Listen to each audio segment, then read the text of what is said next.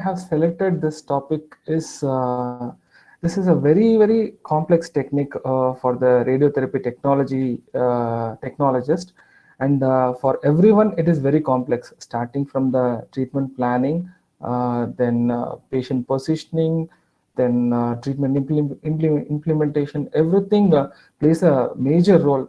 Even a small or a minor mistake can lead to unfavorable results, which cannot be corrected in future. Most of our craniospinal treatments are for pediatric tumors, and they have we expect long survival rates, and we want to have lesser toxicity. So the basic understanding is, if a radiotherapy technologist is able to have a confident treatment positioning capabilities on craniospinal, he or she can do any other treatment technique with ease.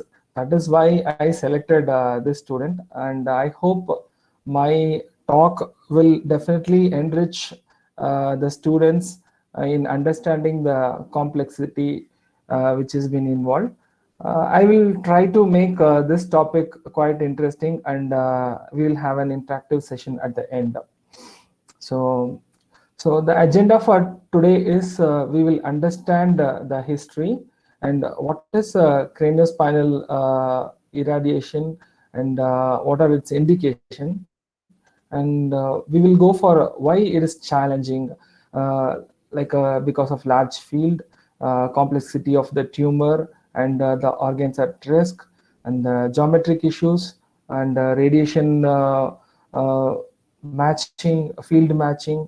And for technologist perspective, we will be discussing the immobilization techniques, positioning techniques, and the what are the advantages and disadvantages, and what all the immobilization can used for various positionings. And I will show some glimpse of the treatment planning, the present treatment planning, how we do treatment planning in LINAC based treatment modalities, because I am more experienced in LINAC based modalities, and recent trends have also come for craniospinal irradiation. And at last we'll conclude, and you will be definitely having a good takeaway, and I'll be just showing few slides about the new methods which have come up. So 75 years, where it was, the concept was first given by Dr. Edith Patterson, biologist.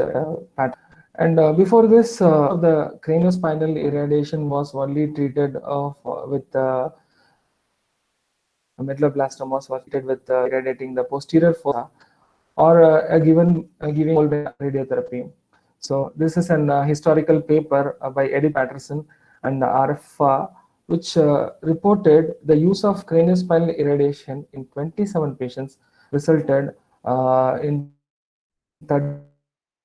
35% survival of 65% of the patient. Like the survival increased 35% among the 65% of the patient treated.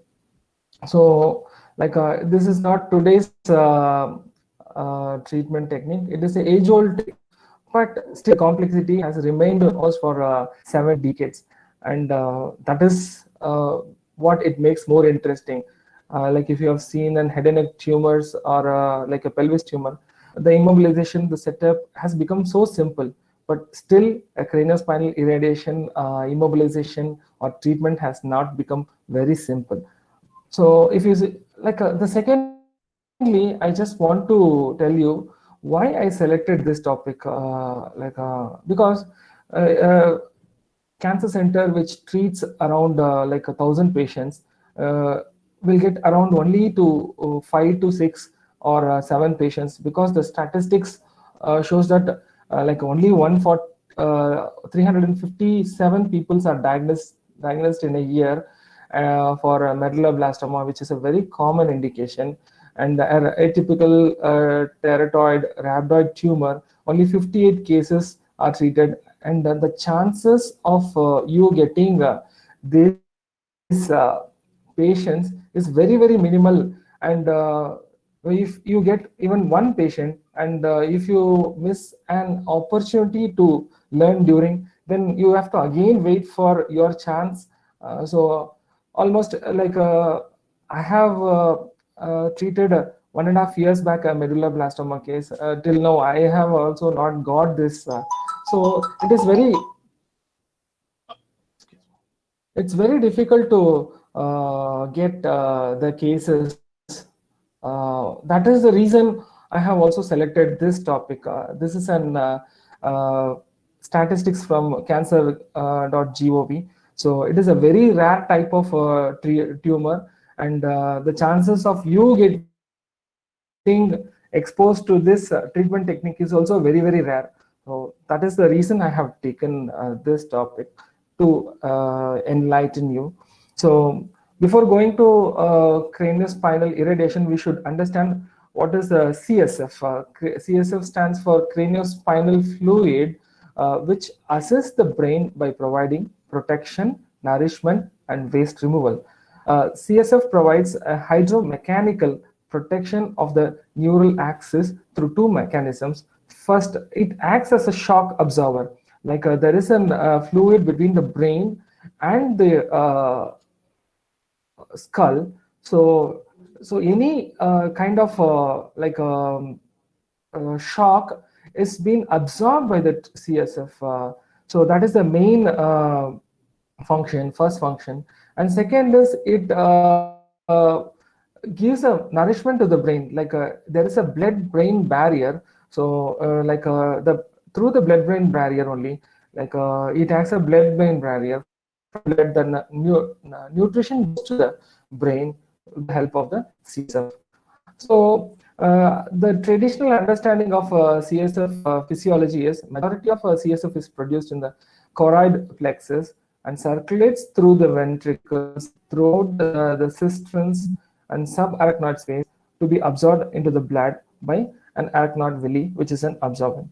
So this is a basic anatomy and physiology of the craniospinal axis.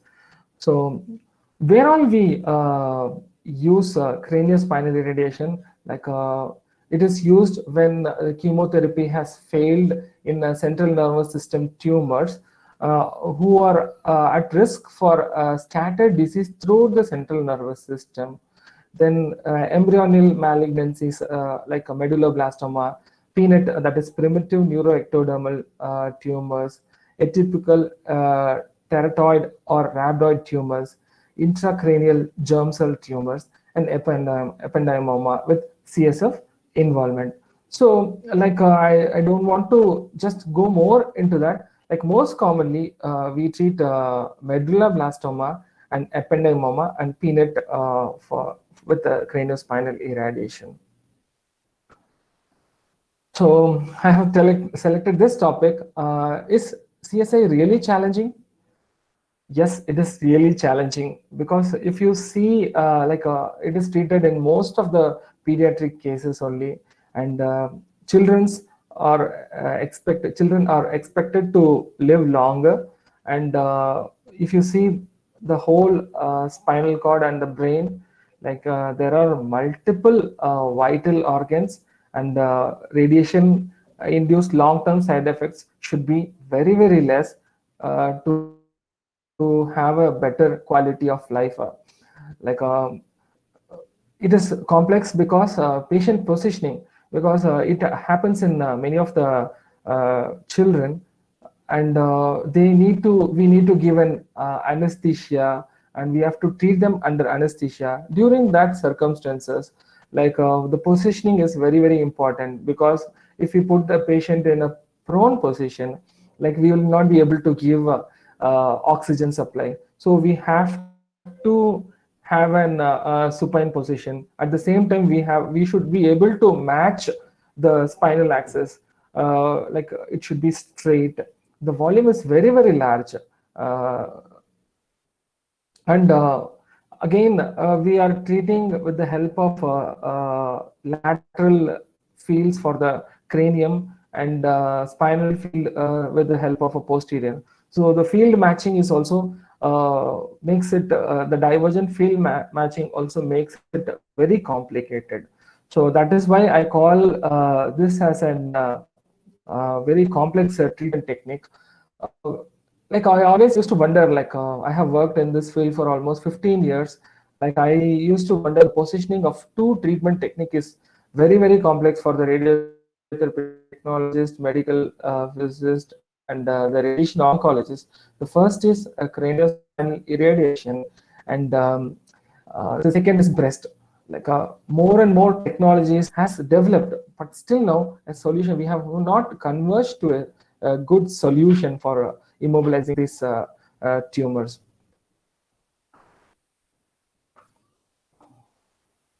So it is a complex technique for the whole team, and the goal is to achieve a uniform dose throughout the subarachnoid space, encompassing the entire intracranial vault and the spinal canal. So as I told, it is complex. And second is the dose distribution is very, very important. We should have an uniform dose distribution. Like our positioning or immobilization should not make us to deliver in hot or a cold area. And like the geometrical usage of lateral fields for the cranium and posterior field without creating a hot or cold area along the CSF field, because the spinal cord has a very the tolerance of the spinal cord is 45 to 50 gray. Max we always limit it to 45, but it can tolerate up to for 50 gray, or that to point doses.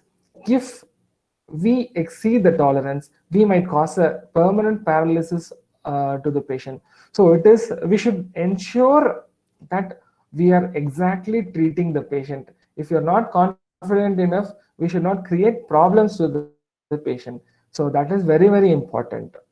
So there are many OIRs, because we are irradiating the whole body, starting from the pituitary, then eyes, lens, cochlea, then pituitary. It affects the function, eyes, the vision, cochlea, the hearing, the oral cavity, which is responsible for food intake, parotid for the salivary functions, and thyroids again for hormonal functions. Then you have the heart, esophagus for swallowing, the lungs, which is responsible for the respiratory, livers and kidneys, excretion, and the ovaries and testes in case of male and female patients, which is for the reproduction. So we need to, we are irradiating the whole body. We have to consider what and respect the organs at risk, and at the same time we should achieve our goal of delivering a uniform dose for the tumor. So this is again and again I'll be mentioning, it is very complex, because these are the organs at risk which is involved. So normally the prescription of craniospinal irradiation is something like this. We'll be giving an 36 gray in 20 fractions for the whole cranium and the spinal cord, and followed by a posterior fossa boost of around 24 gray in 12 fractions. So this will complete the whole treatment regimen, but we are going up to 36 gray in 20 fractions, and that also will, all the 20 fractions will be split into five fractions. I'll be explaining in the upcoming slides. And this is to like a 36 gray is to reduce the toxicity, because the blood counts will be coming down, the patient will not be able to tolerate the treatment. So always the fractionations is very, very small, like fraction size is very small. Like we always restrict the dose to the optical apparatus, like lens less than 3 gray, that is the max dose. Retina less than 45 gray. The optic nerve and chiasm 50.54 gray, and the brainstem we don't want to exceed 54 gray, and cochlea max 30 gray, should not exceed. And salivary glands, the parotids and submandibular glands, we try to keep it less than 26 gray. So lung less than 20 gray, liver less than mean dose less than 30, and kidney and lung also. So summing up all these, the craniospinal treatment compromises of three things, which is important for survival rates, and lowering the late effects of radiation or lesser toxicity. So first part compromises patient positioning and immobilization. Second part compromises of the treatment planning, and third is treatment implementation. If any mistakes or any problems occurs during any one of the three things, there might be a chances of mistreatment or misadministration of the radiation dose patient. Always remember, as a budding radiotherapy technologist, I used to mention this among my colleagues. Whenever a radiation is given, it cannot or never be taken back. So ensure by double checking before you deliver a radiation.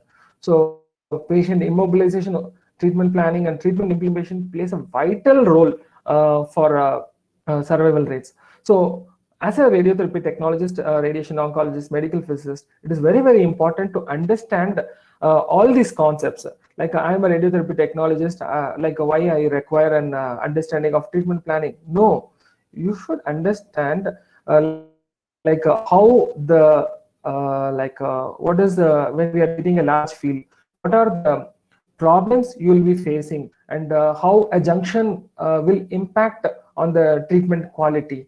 And like as a medical physicist, I also should be properly positioned so that to reduce the dose to the oral cavities, and how I can make a better junctions that I'll be talking in the future slides. So this is a typical field arrangement of an craniospinal. To interrupt, I just want to, hello? I just want to ensure whether I'm audible or things are going well. Can anyone? Yeah, perfectly audible. Perfectly audible. Absolutely. Just Thank.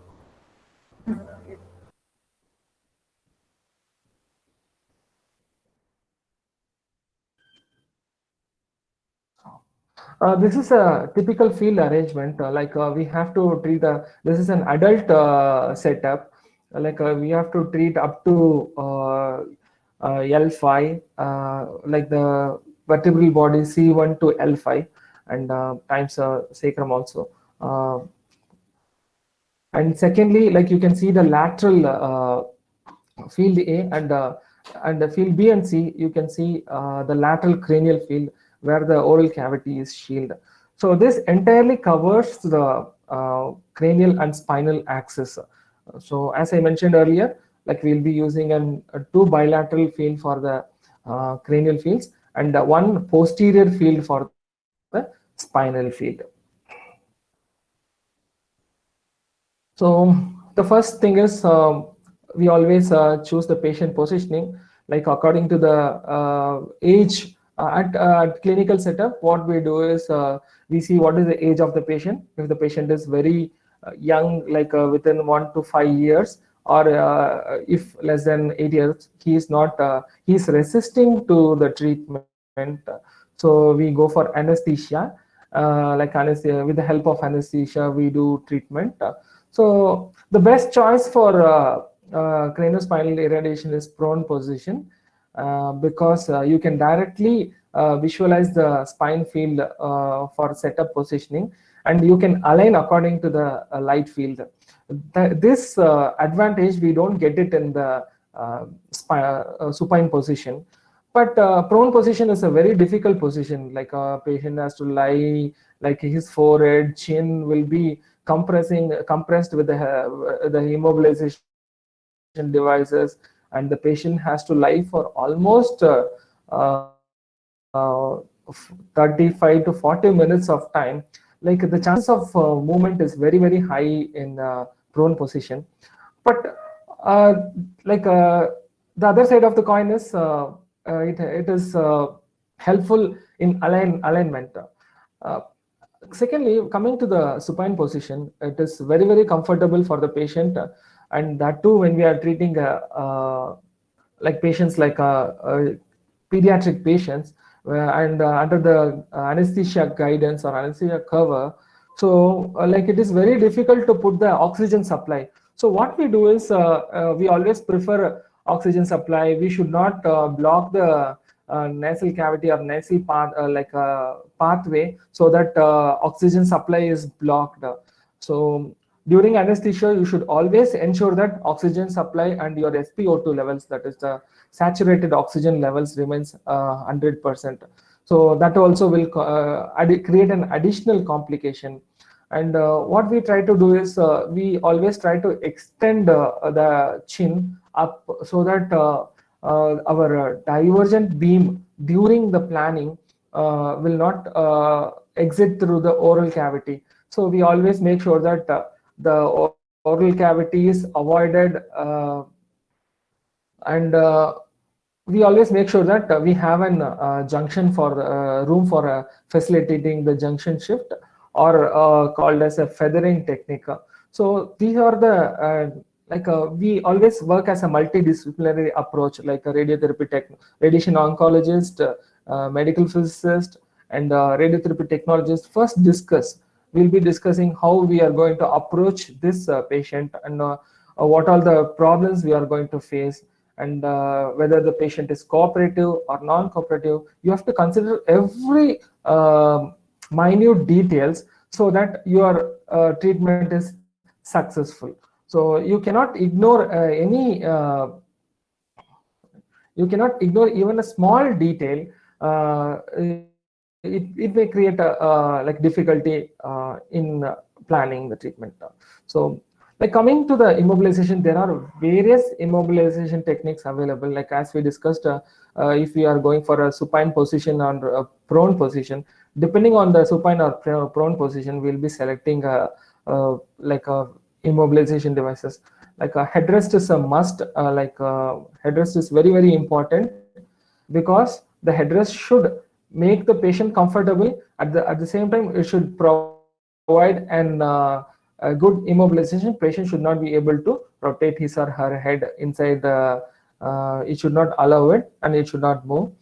And second is most commonly used like immobilization is a back lock assisted with the thermoplastic sheets. Like this is a common immobilization devices which is used. Like in the left hand side, you can see the prone position setup, and on the right hand side, you can see an supine position setup. I'll be discussing what are the advantages. So like in at Apollo Hospital, we have treated around 12 craniospinal cases. What we follow is we use an we have followed a supine technique with the help of back lock or cushion bags. Then we position, and we make mask similar to the right hand side one, and we used to give a posterior field. So okay, this is very, very important. Now we are just entering into the complexity. So when multiple fields overlap, always there will be a hot or there will be a hot spot. So if we try to reduce the overlap, then we will not be having a divergence. The divergence will get away, and there will be a cold spot. This is an clinical and classical problem which happens in the craniospinal irradiation. You can see the hot or cold spot which can appear when two fields are overlapping over each other. And second is when if you don't have a proper flexion of the head, as I mentioned earlier, like always the beam diverges through the oral cavity, and we all know the larynx, the parotids, uh, all the other important critical structures of the oral cavity, which is responsible for the digestive system, is in this area. So we will be unnecessarily irradiating these areas too. So we have to avoid these two problems. So how now with the help of modern computers, we are able to visualize like if I'm overlapping, I can calculate and check it. But long back, when I started my career 15 years back, we were on the start of the using computers for craniospinal treatments. But prior to that, we were treating with the help of cobalt radiotherapy, where we didn't even have a proper treatment planning.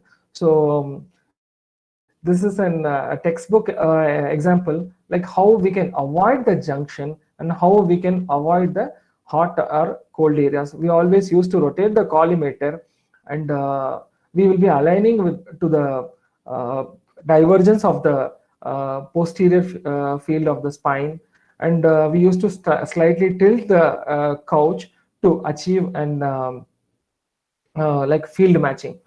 This was before the advent of independent jaws. We didn't even have the luxury of asymmetric jaws. Now many technologists also don't even understand the usage of asymmetric jaws, because most things comes from the treatment planning systems, and everything is taken with the help of inverse planning. But these are age-old techniques where our geometry and visualization really helped in treating the patient. This is a one way of one way of reducing or matching the gap between a cranial and the spinal field by rotating. So there is a formula like to calculate what is the rotation we have to do for the collimator and for the couch to achieve an exact field matching or field matching. And normally the angle always used to be 7 to 10 degree, and the couch angle will be around 6 degree, will not be rotating. Please understand, even 1 degree of shift also will create an hotspot of 5%. So if you make a mistake of 2 degrees, the hotspot will be around 10%. If the spinal cord OAR is 45 gray, you will be exceeding its tolerance, and you will be giving around 45 to 49, and like 3 mm, that's it, you will fire the spinal cord. So you always make sure that you are very accurate and precise. So, and there is one more solution for doing this. This is commonly used for patients who are having a very short spinal cord, that is pediatric patients. During those situations, we don't go for multiple posterior spinal fields. We'll be using only one single spinal field. And when we extend the SSD, that means we create a larger divergence, and we try to cover with the help of one single field, so that the divergence gives us an advantage. So this is a very convenient treatment technique. And secondly, what happens is field matching becomes very simple, and the chances of errors are less. So we should be lucky enough to get the divergence, like the length of the spinal cord fitting into divergence of the collimator. Else again, we have to split this spinal field into two. So as the previous slides showed, the manual or the treatment techniques which we're using in the cobalt era, or the pre-MLC or pre-treatment planning era. And this is an typical placement of uh, field placement in CT image, you can see the lateral fields, and you can see one spinal field here. It is a very lengthier field, lengthier spinal cord. So we have to cover the entire spinal cord. So our jaws has a limitation. We cannot cover the entire spinal cord. So here we have split into two fields. That means we'll be having three isocenters. So treating and matching one single isocenter and maintaining the accuracy of one isocenter is itself is a complex. Here you are going to have three isocenters, and that isocenters have to be daily aligned, and any small minor movement in the patient body can exactly cause a shift in all of the three fields. So and when we have calculated, you can see like there is an this red circle indicates the prescription dose, blue dose, and which is like in the when there is a junction and the prescription dose is coming below, and this is we call as an hotspot. And to avoid this hotspot, what we are going, like this has happened earlier without our knowledge. We were not able to identify what we have done in the cobalt era, but with the help of the modern treatment planning systems, we can exactly identify where our hotspots are, and we can try to control like how much dose and how we can avoid the hotspots coming in critical areas. So how do we avoid for radiotherapy technologists, like you will not be having more and more chances to visualize these things in treatment planning, because you will be more focused on treatment. So it is very important to understand why I am doing this craniospinal, why this is very complex. That is because of this red round, like the prescription dose is getting shifted away from the treatment area. So how do we reduce it? So we can reduce by two ways. One is by feathering technique. Feathering means we always try to we have an independent jaws or independent collimator or asymmetric collimator. With the help of asymmetric collimator, like we will be splitting the 20 gray, as I mentioned, the 20 gray 20 fractions into, excuse me, we'll be splitting the 20 fractions into 5 fractions each. And in the 5 fractions, first 5 fractions, we'll be having the jaw collimator jaws at one position, and every fifth fraction we'll be making a new jaw position. That is, we'll move the cranial jaw by 1 centimeter out, and we'll pull the spinal jaw 1 centimeter in, so that our field matching position shifts. So this technique is called as a feathering technique, and this we were able to achieve with the help of asymmetric collimators. Previously, when we didn't have asymmetric collimators, we used to do a junction shift. That means we will be shifting the entire isocenter to by 1 centimeter. So that we didn't have an advantage of asymmetric collimator. So we shifted the junctions, or we shifted the isocenters 1 centimeter, so that our hotspot didn't or do not occur. So we are trying to restrict our hotspot only to the 5 fractions, so that the hotspot is getting shifted one place to the other place. So this is a junction shift technique. So like when we are doing a junction shift, you can see three feathers has happened for the three sets of 5 fractions or 7 fractions. Some institutes follow 5 fraction junction shift, and some institute follow 7, that is 6 plus 6 plus 7. So 7 plus 7 plus 6, like 20 fractions. Here you can see 3 horns are coming. So these 3 horns are called as our hotspots. On the right hand side, when we make a higher shift, what happens is a cold spot happens. We neither want this hotspot nor want this cold spot. Our aim is to have an uniform dose distribution across. So I have shown you like what is the planning aspect. Now you fix these things in your mind, and now we are going towards the treatment implementation. So treatment implementation also as like a prone position, it is very simple. You can align the spinal axis with the help of lasers and light fields. Next is you will be matching the cranial field. Like first is you'll be keeping the, I'll talk about the prone position first, and I'll come to the later to the supine position. First you will be aligning the spine with the help of light and light field and the help of lasers.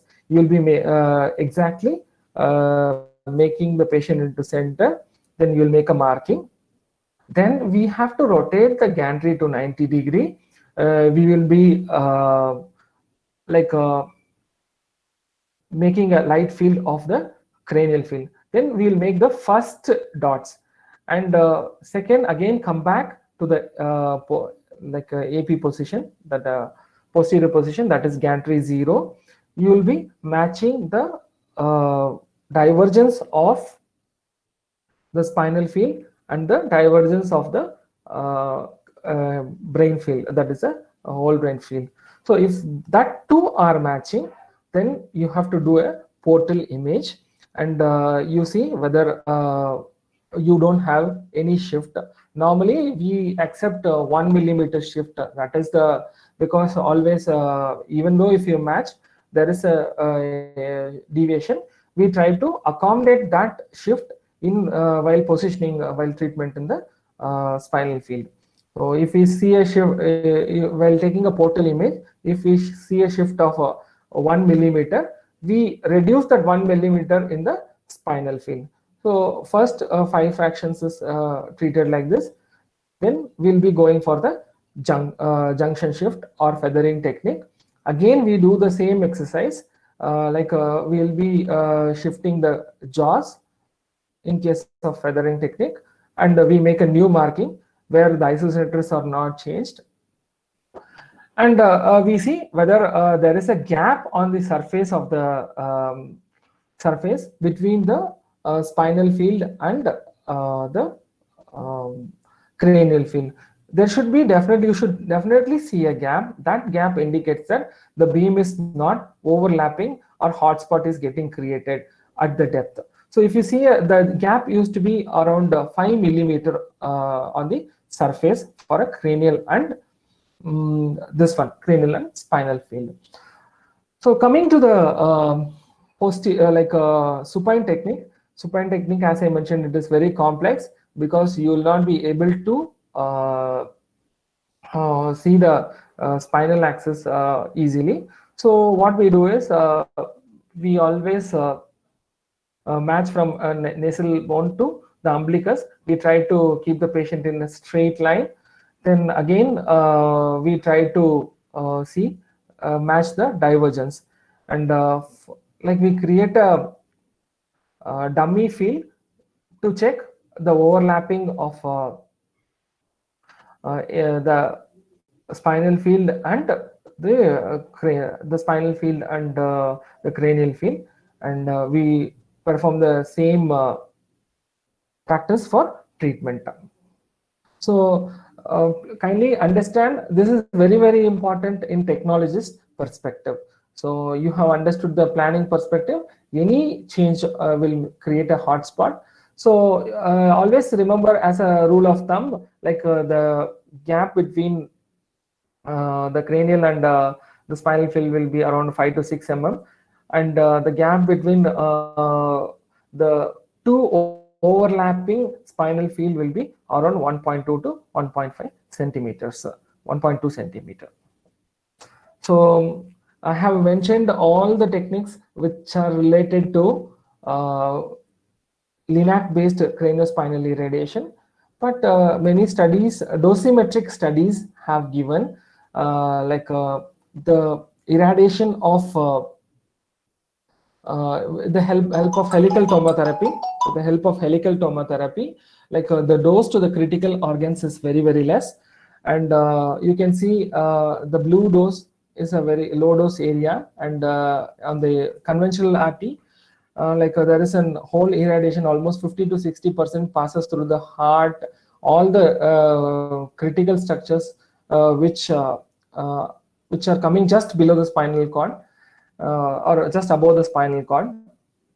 But in helical tomotherapy and with the help of inverse planning, we are able to reduce a lot of dose to the critical structures. So tomotherapy uses a technology called as a rotating beam, and what happens is it treats slice by slice. So whenever it is required, it just modulates and treats in that. So and tomotherapy also avoids the need for junctions in the spinal cord, but the integral dose is very high. So the treatment setup is quite simple in case of a helical tomotherapy when compared to like a conventional linear accelerator based treatment, even though it is a rapid arc also. Like people have tried dosimetrically, but there have not been an established clinical studies for the treatment of craniospinal treatments with the help of VMAT or rapid arc. The best thing which has come recently is proton therapy. We have one proton therapy center in Southeast Asia at Apollo Hospital, Chennai. Proton therapy is 100% indicated in craniospinal irradiation. That is, you can clearly visualize because of the Bragg peak, the dose fall off is very it's sharp. Dose fall off is very sharp, and there is no dose to the critical organs. So proton therapy helps in reducing the OAR toxicity. So proton therapy can be is a gold standard for treatment of this one, CSI irradiation.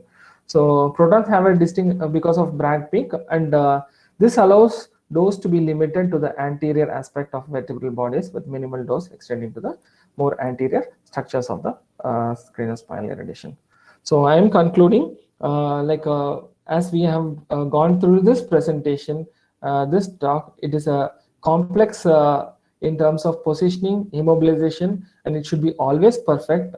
Millimeter changes may cause a significant hot or cold spot, which may alter the outcome of the treatment.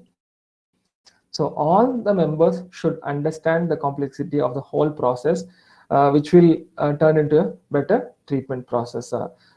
Thank you very much, and this is I am ending my. Thank you very much for your valuable time, and I had thank your organization. They have sent a lot of your seniors. We have also trained, and wishing to be your educational partner ahead. Thanks, and I'll put. Yeah, thank you very much, sir. It was, I think it was a wonderful session, and I think students and all the professionals present over here are definitely be benefited from the discussion. And I think the students might be having some questions. So if you allow that, we can go ahead for the that session. Sure, interactive session. Yeah, sure. So students, if you have any queries, I think already one student has put a question in the chat box. So if you can open the chat box and can start. And students, if anyone else is having questions, so be ready so that we can have the discussion with him. I see a question. Sir, can we use body fix device to reduce movement? Body fix device to reduce movement. See, I don't want to confine related to devices, because various organizations have different types of immobilization devices. So and they follow different protocols, but you have to see, okay, what is the patient age, whether he or she will be able to lie down for almost 40 minutes, for 40 minutes of treatment. And you should understand, okay, he or she requires an anesthesia. That is very important. And there are body fix devices kind of stereotactic, as to my understanding. It is kind of a stereotactic device. So yes, it can be used. At Apollo, we use like a vac lock with a thermoplastic immobilization.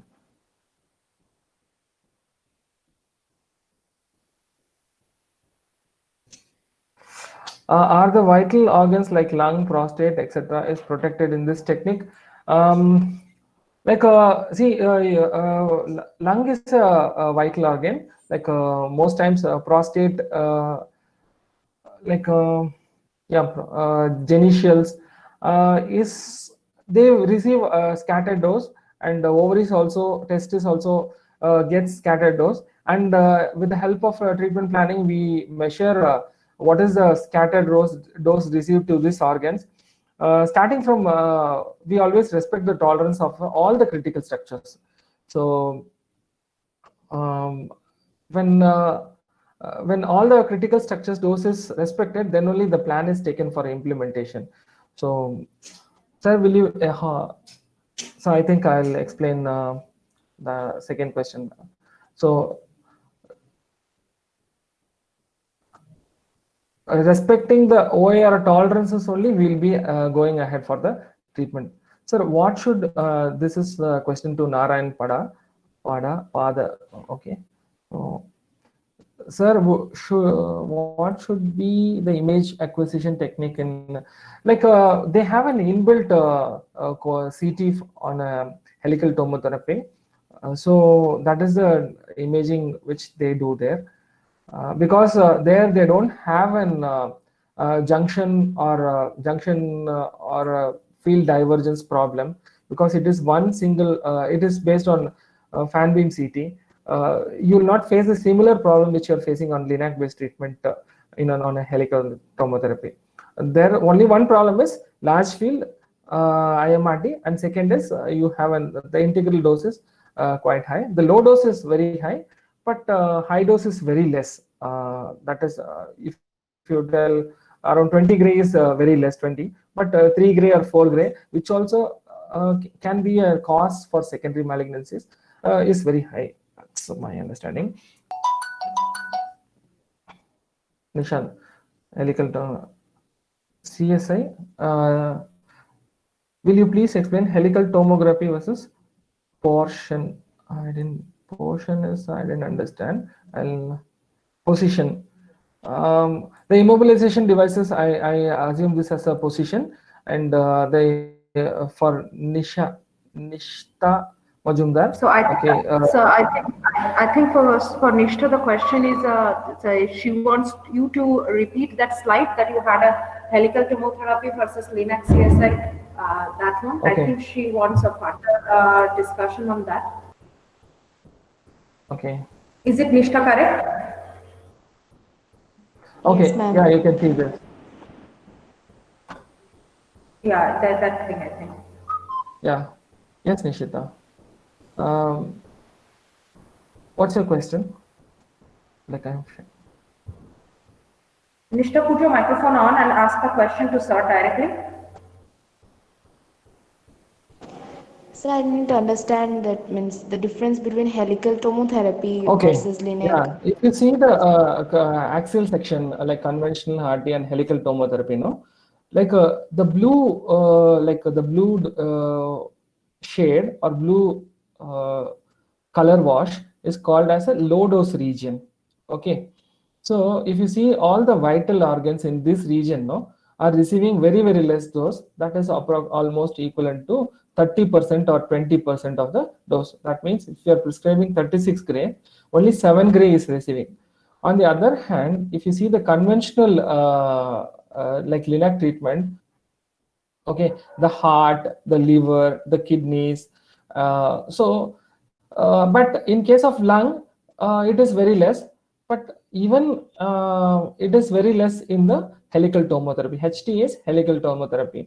So what we are trying to tell from this slide is the low dose is like 50 to 60% of dose deposition is very less in helical tomotherapy compared to linear accelerator based treatment, because a beam enters and beam has to exit. And this is a conventional forward planning, that is a 3D CRT plan.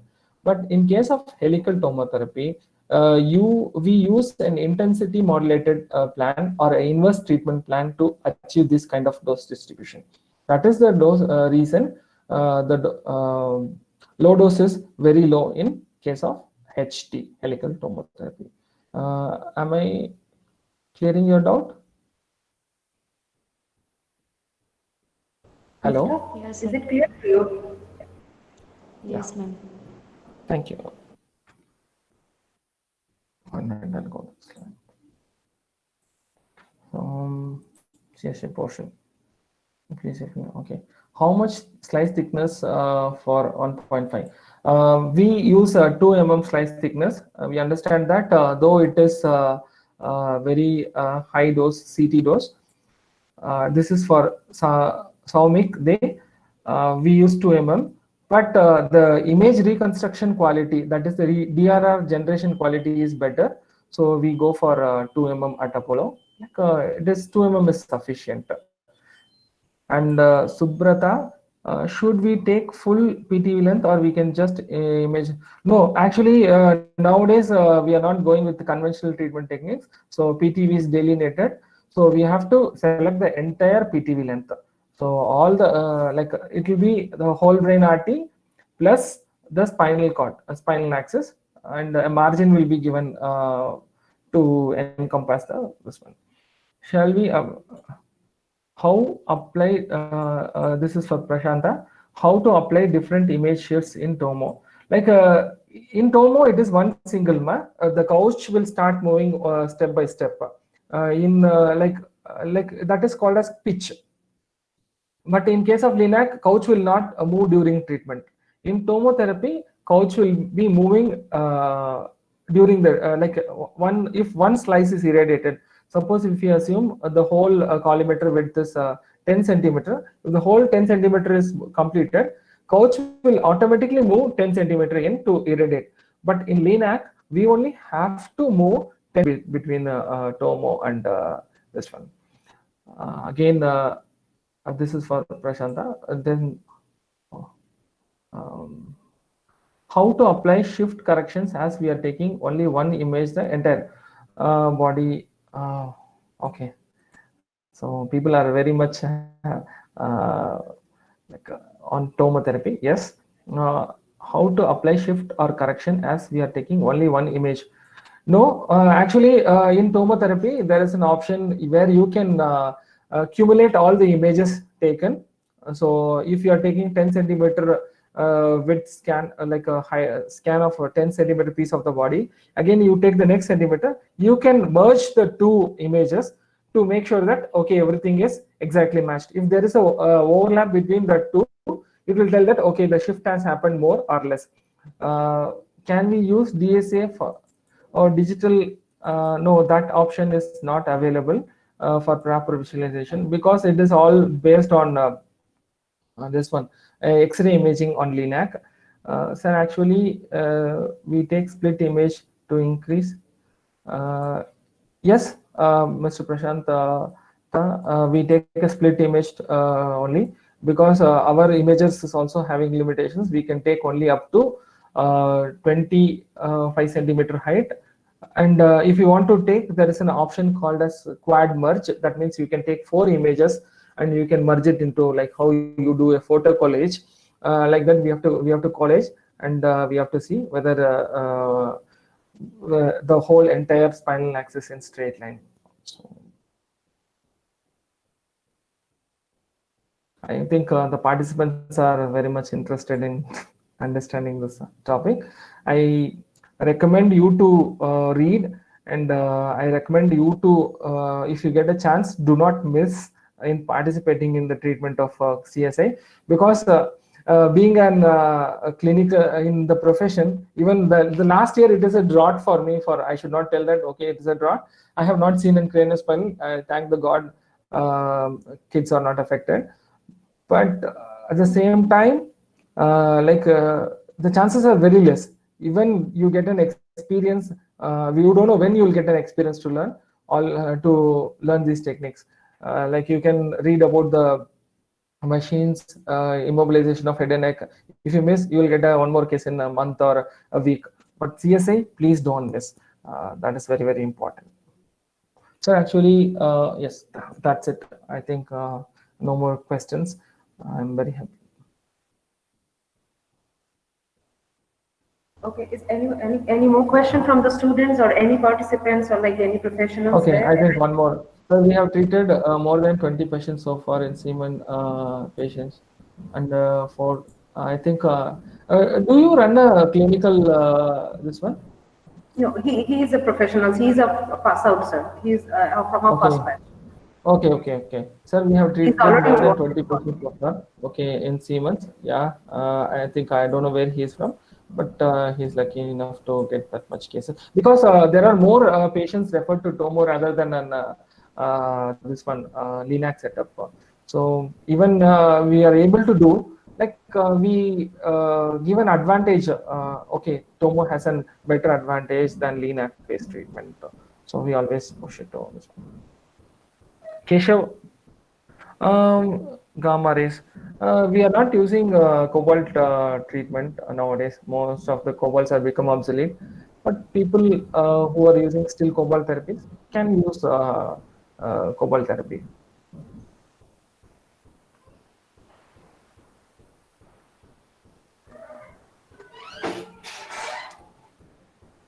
Anything else?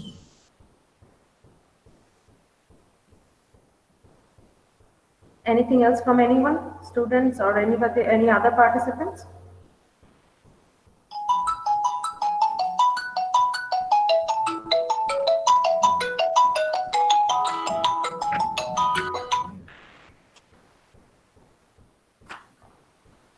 Okay, I think we had enough, and we are absolutely perfect on time. We have exactly started at 11 o'clock, and we have completed at 12 o'clock. Perfect. Our target time is absolute. So we had enough sufficient interaction as well. I think maybe the students of second year might have few more questions because this is new to them, not be very familiar yet. But still, I think you have explained so nicely, even not from being the field, I can understand a part of it. So definitely the students will be very clearly understanding what you have explained. And the slides was also self-explanatory type. You have given real-time pictures. We have seen like the diagrams and the fields, everything, the isocenter, you have pointed correctly. So I think it was overall, it was a wonderful session with a nice discussion and interaction with everybody. And we will be looking forward these type of sessions in future also. Because in TIP, sir, is being a professional college, although we are placed at Northeast, but we always try to be connected with all the real-time heroes who are working in the field. And if we can have an interaction, if we can give that exposure to our students, so then in near future, when they will be working in the clinics with the hospitals under you all, then they can have they will not be the newcomers. They will be having at least an idea that what happened actually in different cases. Yeah, that's nice. So before they go for this training and before they go for this training and internship, these are a small effort from our college authority that we try to organize this sort of things. And we will be very hopeful to hear back from you again, sir, in your future.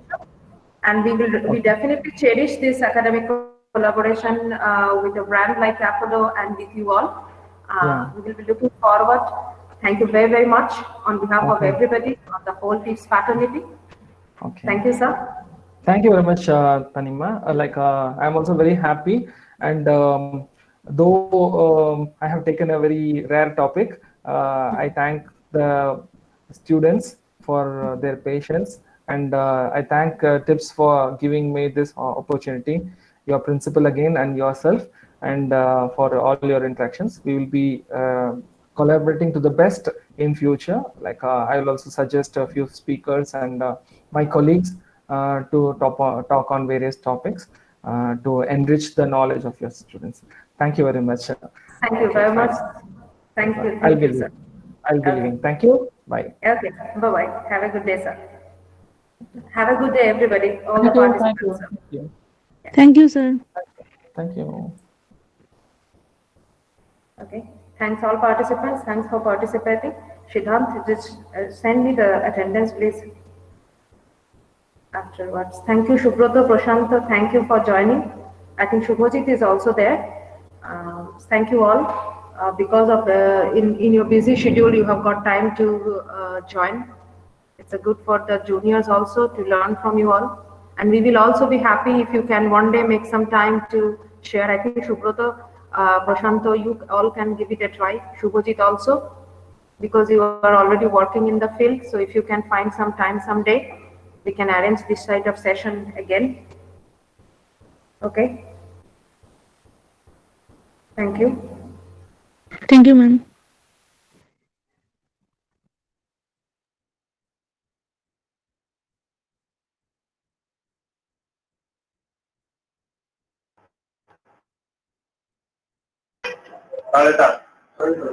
Okay.